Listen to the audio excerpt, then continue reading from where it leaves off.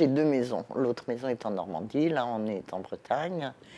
Et j'ai 70 ans, j'ai eu l'expérience de mes parents vieillissants et je me rends bien compte qu'à un moment donné, il faut choisir, que 2 maisons c'est trop.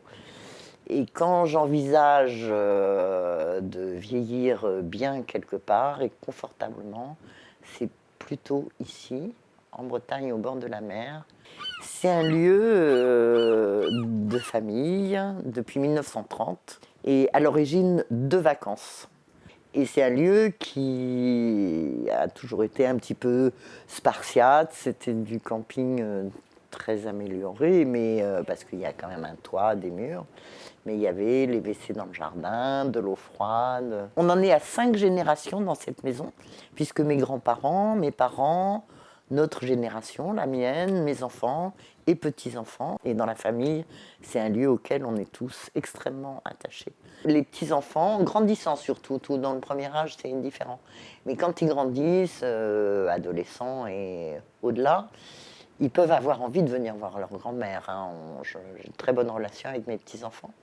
Mais c'est encore mieux si, en même temps qu'on va voir sa grand-mère, on peut aller se baigner et être dans le jardin et faire des grillades sur le barbecue, s'il y a un environnement agréable. Pour avoir pratiqué le lieu hors saison, en hiver, il m'a semblé judicieux de fabriquer une partie de la maison qui soit habitable toute l'année, pour permettre en fait différents usages, et notamment que ma mère puisse y venir fréquemment, le plus fréquemment possible. Le choix du projet a été de ne pas rénover le cabanon ancien, mais en fait de construire la zone familiale en fait en dehors du cabanon ancien. Donc il y a plusieurs raisons à ça. Le cabanon ancien en fait est très chargé d'histoire et ça devenait délicat de le transformer trop profondément. Déjà ses dimensions sont limitées et puis il y avait un très fort attachement familial, mais également un intérêt pour le lieu, son côté de maisonnette, etc. On a apporté en modification principale en fait une extension dans laquelle on se trouve là, qui est vitrée au sud.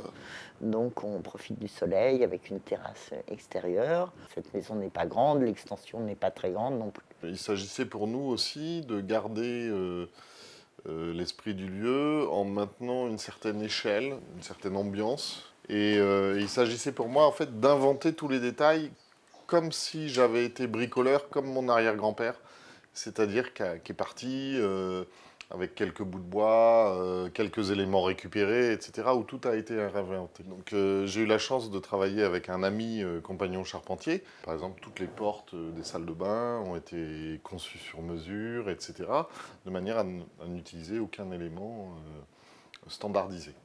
La deuxième chose qui m'importait, c'était de retrouver une certaine chaleur au lieu. Et pour ça, j'ai décidé de n'utiliser que des matériaux naturels. Des matériaux qui vieillissent bien. Parce que je voulais que ce soit un lieu qui se patine. Les murs à la chaux, un certain nombre de traces, le parquet en chêne dont on a décidé qui serait sacrifié à l'usage, des éléments récupérés, etc., etc. La dimension de celle-ci, sa situation et son histoire, ça fera que c'est celle-ci que je choisirai s'il faut que j'en choisisse une des deux.